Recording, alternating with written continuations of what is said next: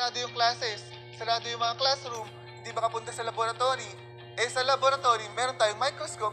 Ngayon, ang gagawin ko lang is yung microscope, dadaling ko sa bahay, tapos gagawin ko siyang portable, gagawin ko mura at sobrang dali gamitin.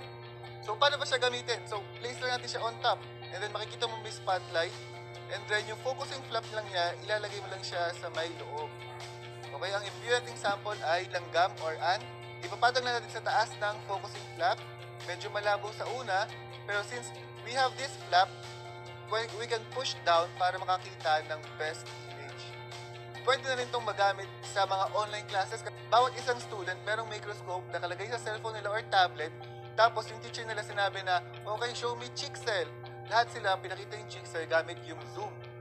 Usually sa isang laboratory, ang isang microscope, isa-share yan ng around 10 students. Pero with the microscope,